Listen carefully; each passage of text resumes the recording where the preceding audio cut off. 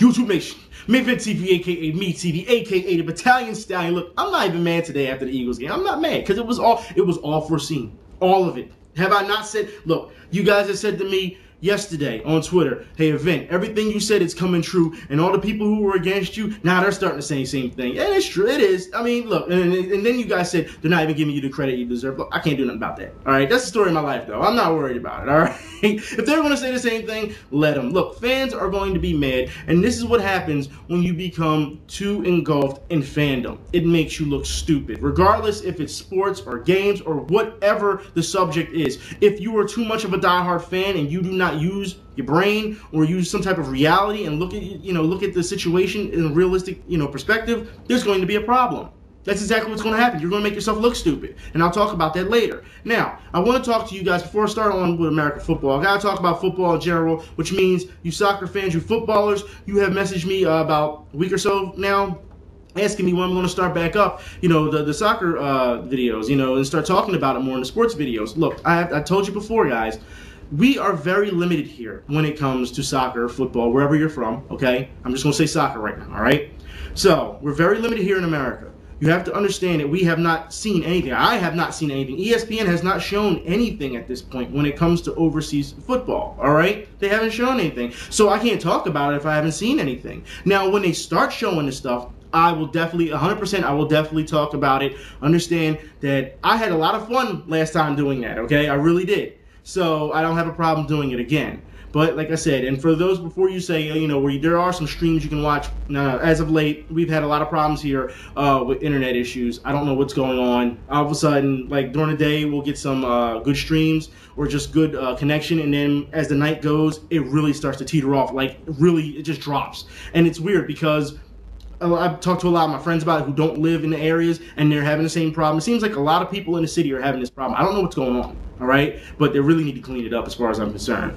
But when they start back up, I will talk about it. And what I mean about that is Premier League. Because, I mean, let's be honest, people, all right? Premier League, if you're watching Premier League, pretty much you've been spoiled, all right? Because MLS is just, it's not as adequate as Premier League. It's just not, okay? It's just, I'm pretty spoiled by Premier League. So when it starts back up and they start showing stuff on TV, I will definitely watch it. I have no problem sitting in and watching those, okay? Now, I do want to get on American football. I know I spent a little bit of time on that. Let's get American football. Guys, the Eagles, this is an absolute joke. It is a travesty, but it's nothing that I did not see coming down, down the road. Now, everything that's happened so far, I've said this would happen not only in the beginning of the season, but if you watch the videos from last season when we got eliminated, I talked about that too. That's right. I talked about that. So, let's get into this today. So, you guys had asked me on Twitter. You said, Event, how do we beat the Redskins? And what did I say to you guys? I said we have to open up the run game to take the pressure off of Foles, and then you open up the pass game to take downfield. Because let's be honest here, this Redskins secondary is not that good. But you know what? Yesterday, yeah, they looked like gods. The Eagles made them look like gods out there. They did.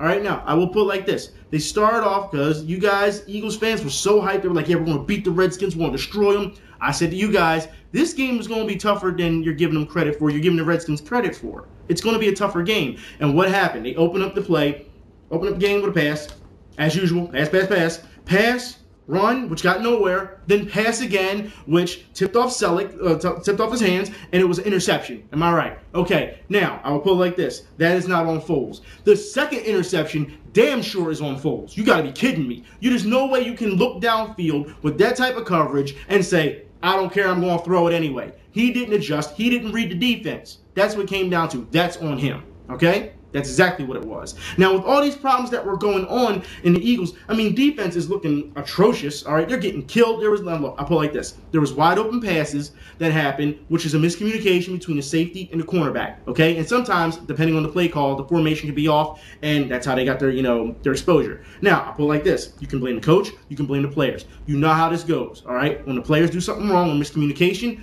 lack of discipline reflects on the coach. I've been saying this time and time again. I'm sure you'll hear it one more time in this video, if not. So, I'll put it like this. Those plays, I understand, wide open, somebody blew an assignment, somebody called a bad play. All the defensive unit is to blame. I don't care if it's defensive line, secondary, like Cullen Jenkins likes to split the secondary and the lineup. No.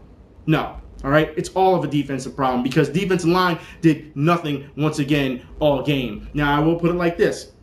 For those who say, oh, well, they did hold the run, you have to understand, between RG3 running and the running back running, they killed us for 169 yards. That is not a good defensive line stopping the run. Understand that. On top of this, you have to worry about RG3, who is obviously on a completely different level. But you know what? His throwing isn't on a different level. Because if you watch that play, which is the worst play, you know what? This play is going to go down, and it's going to be an Eagles highlight, all right?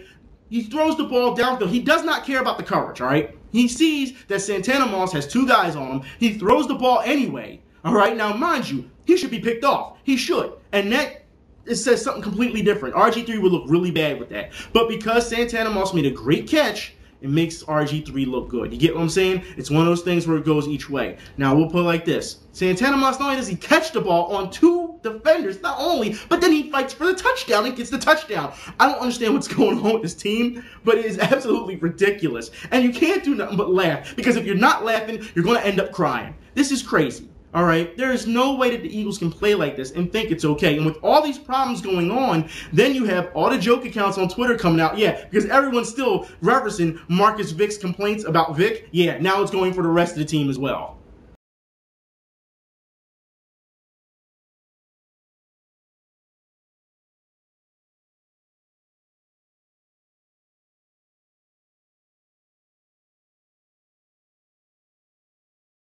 That is going to be a running punchline for the rest of the season. As far as I'm concerned, rest of these Eagles games, don't air them on Fox. Air them on Comedy Central, because it's going to be a joke for the rest of the season. It just is. These guys don't care. Jason Babin finally gets a sack. Now, I want to talk about this, all right, because he gets a sack and he starts celebrating, and this is how Eagles fans is. Nah, bruh. Did you see the score? Did the score? Why are you celebrating? Defense is celebrating. Jason Babin did not have a tackle in the previous game. He gets a sack and he starts celebrating. It goes nowhere. That's what this comes down to, all right? This is what I mean about players playing for themselves and not worried about the team. And teammates are like, yeah, you know, it tries to hype up the team, but it doesn't work. The Redskins didn't throw that much downfield. They just didn't, all right? They killed us on the run, which is, once again, the defensive line issue. Opposed from the big plays they threw on the secondary. It is, okay? But I want to put it like this. I see a lot of people talking about bringing, you know, they should want Juan Castillo back. Let's get something straight here, all right? Todd Bowles, Juan Castillo, it does not matter. People are saying, well, Juan Castillo was better. It's like comparing garbage to hot garbage. It doesn't matter. Juan Castillo should have been gone at the end of last season. Instead, Andy used him as a scapegoat, and that's where he gets off the hook, all right? Because he was still bad. But Andy used him as a scapegoat, you know, to get him fired this season. He should have been gone last season and bring in a new defensive coordinator, which would give you time to work with these players. Now, it's crazy. And here's the thing. Everyone's calling for Juan Castillo, saying Todd Bowles sucks. Mind you, when Todd Bowles was promoted, the players loved it. They said it when he was better. So if Todd Bowles is better, why aren't you playing better? That's what I'm trying to figure out, all right? And this is from the players saying this. See, this is what I'm talking about.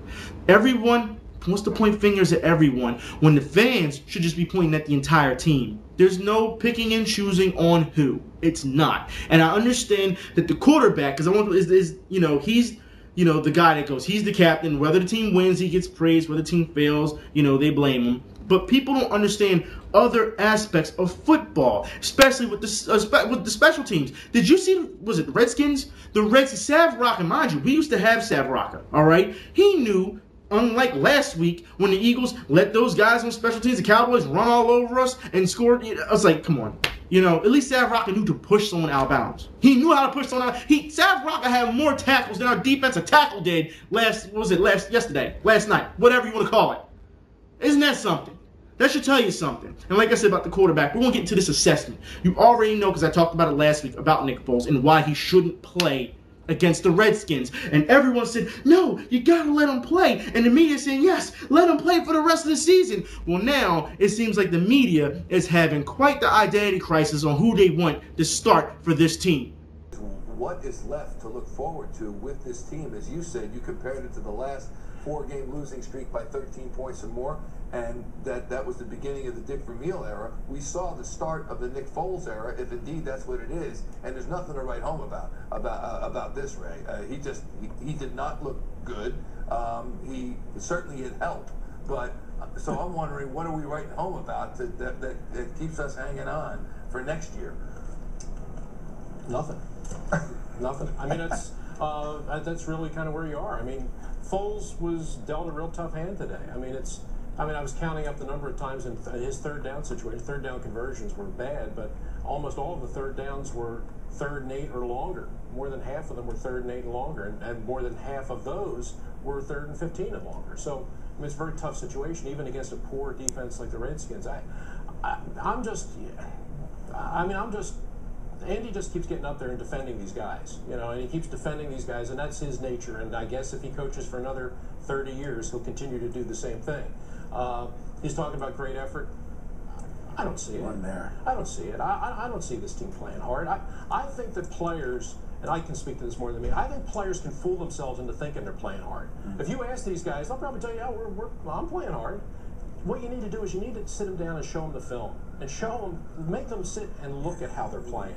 If they can honestly watch the film of this game, last game, some of the special teams plays, some of the poor tackling, make these guys sit there and watch the film and tell me, honestly, are you really playing hard? Yeah. Wait a minute. Hold on.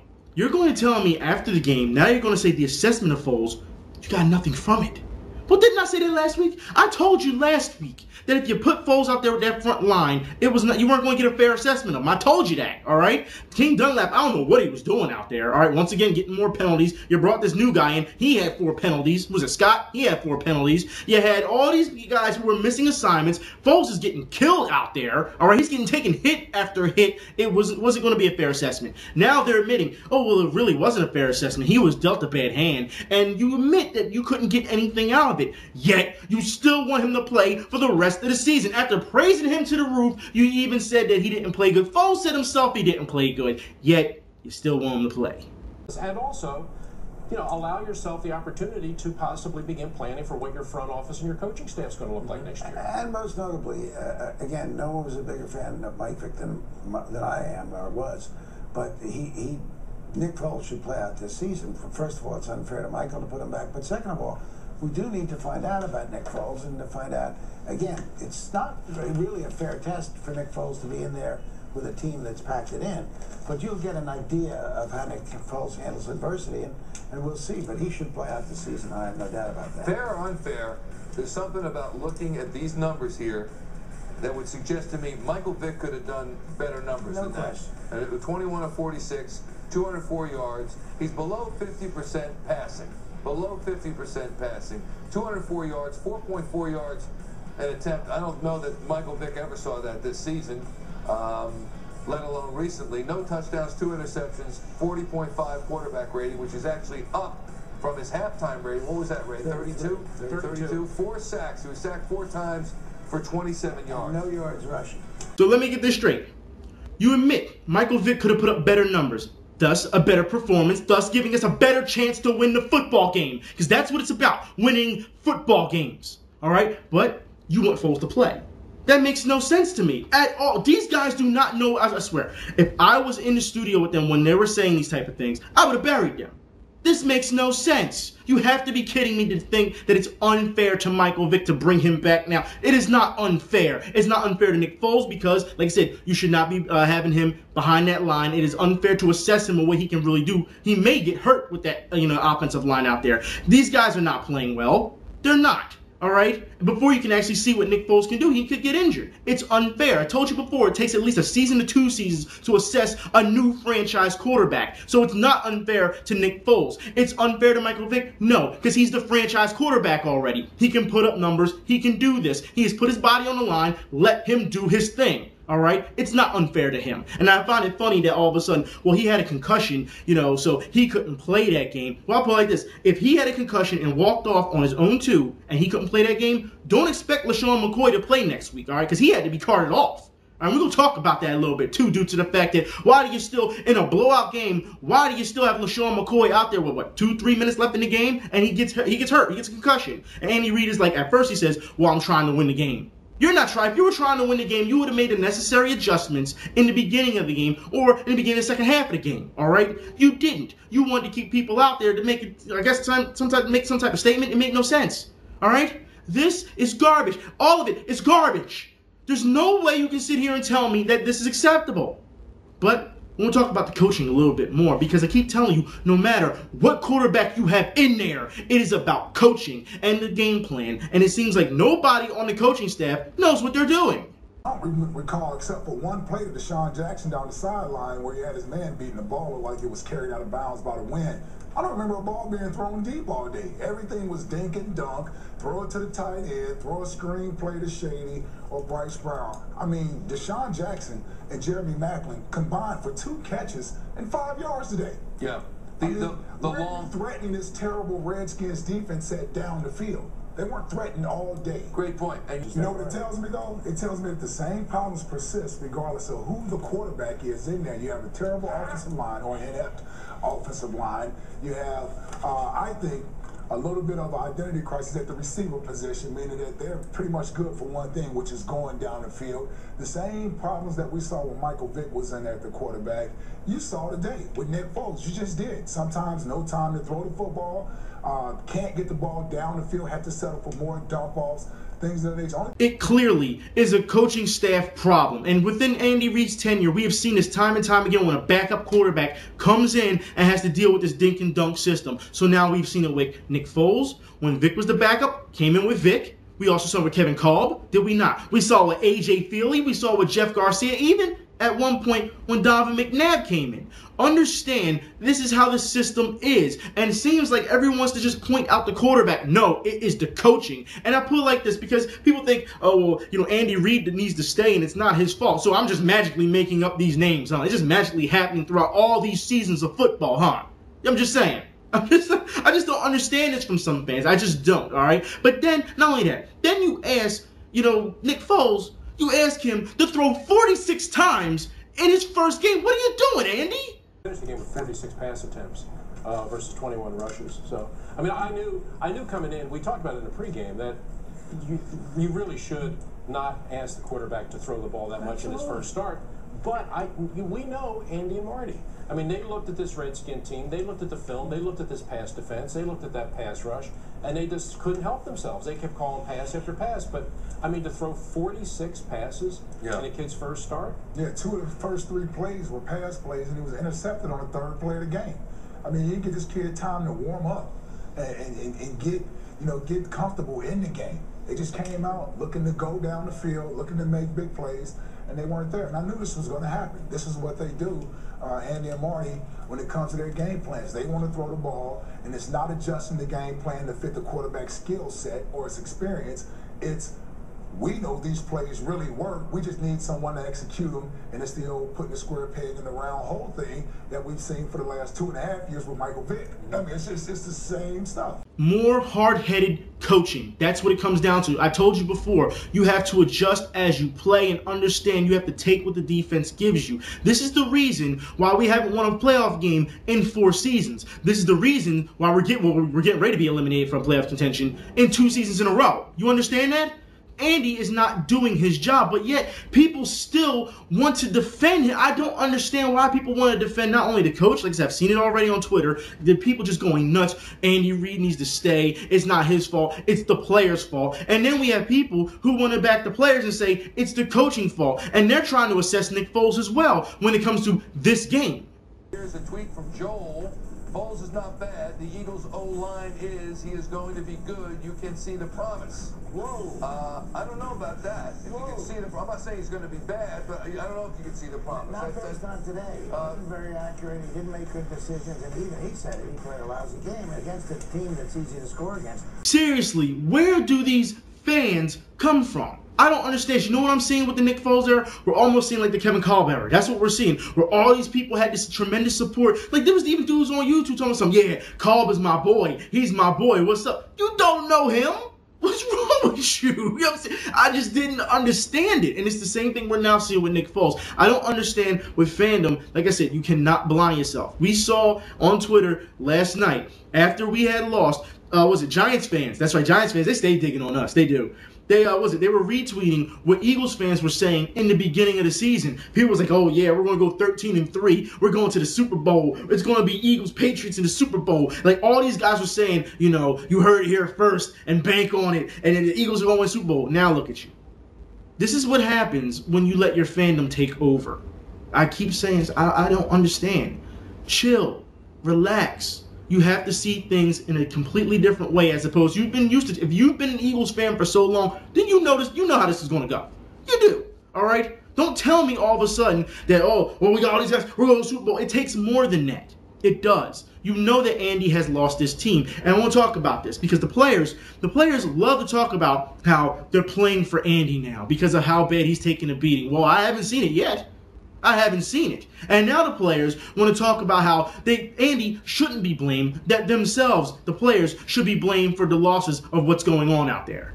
But his players are simply sick of the coach's role in the blame game. You know, as a player, you know, it's tough to sit there and keep hearing him take the blame for things we're not doing. You know, he keeps on, you know, talking about how, you know, he has to do better, how he, you know, that's the mindset we all need to have. I get mad with him sometimes, you know what I mean?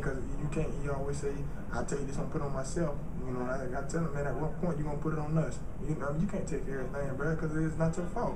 You know what I mean? You're not the one out there that's making the plays. It all fall down on the players. Now, see, this annoys me, and I'm going to tell you why. Because last season, we had to hear the players come out and take no responsibility whatsoever for all the losses that happened. We saw that they were saying the fans didn't have a right to be angry, which they did, okay? They didn't have the right to be angry. And what did Jason Devine say? Oh, when we start winning games, they're going to be back on the wagon again, so they call us bandwagoners. We had to hear that, you know, we don't deserve a winning football team and that we say bad things about the players and their families or whatever. It was a complete fight between players and fans. And that, you know, and the coaching staff they just stayed out of the middle of it. They didn't even try to stop the players from keeping their mouth shut. They didn't try to muzzle them. You get what I'm saying? To make things, because pretty much what they did was they were throwing the salt on an open wound. That's what they were doing, all right? They didn't take any responsibility.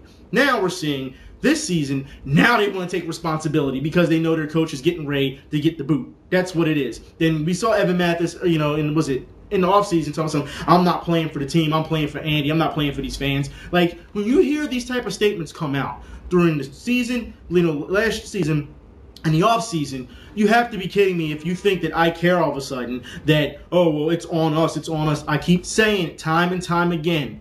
Players are a reflection of the coaching. If you're not disciplined, that means you're not listening to coach. Then guess what? Then it's time for some of you to go. If you're going to take responsibility now and say, yeah, we're playing bad, then you're not playing up to your standard. You're not playing up to your paycheck. It's time for you to go. That's what it comes down to. So either Andy has to go and the coaching staff has to be rearranged, or it's time to get rid of players. Take your pick. As far as I'm concerned, Jeffrey Lurie has been such a bad owner. And we saw this not too long ago. He just helped them, the Miami Marlins, just gut the complete team. I thought the wrong team was gutted. To be quite honest, should have gutted the Eagles, all right? But you gut Miami Marlins, and now Marlins players and fans are mad. I feel like this Jeffrey Lurie doesn't know what he's doing. It's time for him to go as well. I tell you, as far as I'm concerned, take them all. Take all of them away. Bring in somebody new. It takes 5-6 years for another rebuild season. I don't care. All right? At least we know what we're getting. We won't have to worry about these guys trying to be superstars and carrying on and not play. Because that's what it comes down to. I don't worry about it. I got my money. Jackpot. Yeah. You know, as far as I'm concerned, I'm done with this, man. And I want to talk about more of the NFL because I've been seeing a lot of lopsided scores as late. All right? I have. There's no way the Patriots. I want to talk about the Patriots. You know what? I respect the Patriots because I always believe in if you have a chance to score, you run the score up. All right? I believe in that. But when there's 3 minutes left in the game and you're up like 59 to 20 something, why is Tom Brady still in the game? I don't understand this. You bringing your backup to handle that. You scored 59 points on the damn team, on the Colts. There is no reason. I felt that was quite a bit classless. Even though I respect the Patriots for running the score up, like I said, you're supposed to do that. There's no, you know, unforgiving. You do not putting Tom Brady in that situation. You don't know what type of, you know, things are going to escalate. You don't know if a lineman's going to get mad and say, you know what, I'm taking this as personal, and since they want to keep bringing their golden boy, I'm going to try to hurt him regardless if it's penalty or fine. You don't know these type of things, especially, like I said, emotions get really high when it comes to, you know, blowouts. All right, so as far as I'm concerned, that's something that they shouldn't have done. I felt it was a little classless. I really did. All right, now, and Patriots fans in the stands was dancing, boy. They was dancing. But other games, I mean, seriously, Raiders, what's going on? And I want to know, like I said, I asked you on Twitter, I still want to know what you did with the real Namdi. There's no way that's not. That's a doppelganger somewhere. That's not him. And you know the rules of doppelgangers, all right? When you meet a doppelganger, you kill him before he kills you. You know how it goes, all right? These games were just crazy. Ravens and Steelers, I would have never thought I'd see Byron Leftwich start another football game ever again. But it was a good game, the Ravens squeaked one out. They did. All right, I know a lot of people are saying there's a controversy right now with a balloon call with the ref. I'm not getting into it. I'm just not. But it was a good game. It was a physical game, especially late in the quarter, late in the fourth quarter. Those boys was hitting. And then here's one thing I didn't like, all right? Because guy gets the ball, gets drilled. It's like 2 minutes left in the game. Gets drilled, and he's on the ground. He's just laying there. He's not even moving, all right? You got Ed Reed and some guy from the Steelers he's not even dressed up, all right? He's got the hoodie on and his sweatpants. He's not even dressed for the game, okay? They're on the sideline, and they're laughing and joking while dude is still on the ground laying there. No one's taking a knee. We talked about this last season. Why isn't anyone taking a knee? You know, that's what you're supposed to do. If someone's hurt, you take a knee, you rush to see if he's okay. You have, the coaches or whoever needs to come in and, see what's going on, and you take a knee until that guy gets up. These guys are laughing and joking and like, serious? Are you serious? The guy's on the ground. We don't know what's wrong with him yet, and he took a big hit too. So it's not like it was something that was, you can get up from that. No, he took a huge hit. You know what I mean? And he was just laying there. He didn't move, and they were sitting there laughing and joking. That to me that's wrong. Absolutely wrong. The NFL is just really weird this week. Atlanta bounced back. Cleveland, I don't know what's going on. I expected the Cowboys to lose that game. You had them beat. Look, fire your coach. Fire your coach. That is absolutely ridiculous. You had the Dallas Cowboys beat, and now they came back and they won. Dallas did what they had to do. But now I got to hear, well, you see on Twitter and everything, and even the ESPN, the Cowboys are back. They're 5-5, but the Cowboys are back. The Cowboys are going to the Super Bowl. Are you serious? You're 5-5. That's what you are in the NFC. You're 5-5. Don't tell me that all of a sudden you're back and that you're going to destroy every team from here on out. I don't understand it. Granted, the Cowboys have the easiest schedule when it comes to in the NFC. They have the easiest schedule, for the rest of the season. But don't tell me that you're going to get into the Super. You're going to beat. First off, you haven't gotten past the first round. I don't know how long. All right. What was it? Not the first round, the second round. All right. It took you a long time to get past the second round, and then you got destroyed. And you're going to sit here and tell me that you're going to the Super Bowl now. And it's not to real Dallas Cowboys fans. These are the guys who are on Twitter running their mouths talking about they're going to the Super Bowl. This is who I'm addressing. Okay. Come on now. Be real. Be honest. I want to move on to basketball. I have to talk about Philadelphia 76ers. That's right. Andrew Bynum does not care. He doesn't. All right. Now, for those who don't know, this guy hurt his other knee. All right. His other knee, bowling the other day. Now, mind you, we already saw what he looked like. He looked like Prince coming out there on the sidelines thinking that he's Showtime and all, watching these games. But now he hurt his other knee, which sets him back to about January. I think he probably won't get back till February, but we're going to show you. I'm going to show you exactly how Andrew Bynum feels right now with, his current state. The Pro Bowlers Association doesn't have an injured list, but the NBA sure does, and Andrew Bynum was on it long before his latest setback. Bynum already rehabbing his right knee, acknowledged he injured his left knee while bowling, which amounts to rolling a gutter ball when you're already behind. I don't think anybody could have told me I couldn't do that. I was doing squatting and low impact training, so it is what it is. Cartilage is in a weakened state. That's what the doctors tell me. And now, it's the same as going through the same thing that I had on the right and the left.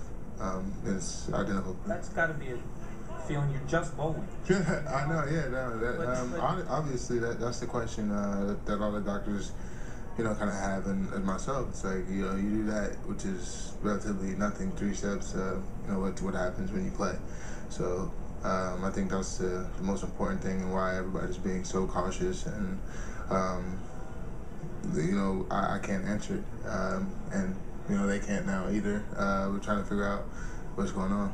And yet, I'm sure Sixers fans will be sympathetic to him. Look, he does not care. Did you see the look in his face? There was no frustration. There's nothing. There's no, I'm not on the court. I need to be on the court. There's no hunger in his face, no hunger in his eyes. He is a deer, I won't say headlights, but in the spotlight. And I blame you Sixers fans. The guys that were all down there, the convention, not the convention, the Constitution Center. Yeah, all you guys who weren't even Sixers fans back then when they went and announced him, Bynum, you made him that way, all right? That's what it comes down to. He's become way too comfortable here. And he hasn't even played yet. And I put it like this. He's not going to play, like I said, till January. I'm going to say February due to the fact that he's got to get back into basketball shape after he's cleared. He's got to get back into basketball shape. Then he has to get some type of chemistry with the team. It is going to take a while. Pretty much he is missing pretty much the entire regular season. You've got to be kidding me here. And yet, anybody who thinks that this guy is going to sign an extension for max money, no way. No way. It's not going to happen. You would be crazy. As an owner, you would be crazy knowing that all the problems he's going through right now, smiling and carrying on, I didn't know that was a problem. Like, I guess we're going to have to rule in everything for this guy. I didn't know I couldn't do that. Common sense isn't so common these days. If you're that injured, then hey, you know not to even do any type of activities like that. Seriously, no way this guy is getting max money, which 9 times out of 10 will probably mean he's going to go somewhere else next season. That's how I see it. There's no way. All right, you have to, like I said, you have to be crazy as an owner to do something like that. It's crazy. But the Sixers in general have a problem, and I want to talk about this because this shooting, it's not working. I told you last week, the week before, it's the same team without a big man. All right, so they're playing this outside shooting, which they're streaky at, and it doesn't work. Jason Richardson is our most consistent shooter, believe it or not, and here's the problem, and next to Drew Holiday, I'll say, but you have to understand, Nick Young, just put him on the bench. Evan Turner, put him on the bench too. And I understand everyone's going to say, oh, Evan Turner, he scored 20-something points the other night. That's one game. We're not going to do the Spencer Hawes thing again. All right, where he plays good for one game, and then we praise him to the moon, and that's it. All of a sudden, he's safe. Understand, Evan Turner was the 2nd-round pick overall. How long ago? And he still has not played up to his potential. These announcers love to talk about how Evan Turner, oh, he's got the most rebounds and such. Look, you have to understand. He's only getting rebounds because that's what Doug Collins told him to do last season. What did he say to him in that interview? He said, if you want the ball, Evan Turner, because we're not going to give it to you, if you want the ball, you got to go get a rebound or to get the ball. That's what he said to him. That's why he's leading in rebounding when it comes to that type of stuff. You have to understand it, but people, they don't want to hear that. They don't care, all right? No one does. You have to understand what's going on with these places, these coaches. I swear, if Spencer Hawes breaks down again and was it Doug Collins tells him to go destroy another hotel room, I'm done. I'm absolutely done. You have to understand. I know I keep saying it, but still, guys, come on. Stop being such blind fans and understand what is going on with your teams. It's not just, I'm just going to go to the game. Did you see the fans in the stadium? Well, the lack of, I should say, fans. Or with the faces that are there. You never see these people. Anybody who are season ticket holders for certain teams, you start to see regulars. You know who's there. You know who's not. You see these clowns just come out of nowhere. Sixers, all Sixers down. Super fans all of a sudden. It's a joke, man. Cannot stand it. Andrew Bynum does not care about our team. You can tell by his demeanor. You can see, like I said, rewind it, pause it, or rewind. Just look at that segment. Just look at his face. Just look at his face. No worries. He's comfortable. He doesn't want it. And that's what bothers me. You give him all this money for him to go bowling, pretty much. That's what you've done so far. Anyways, I'm done, man. I'm out. Y'all be safe. I'm done. I'm out.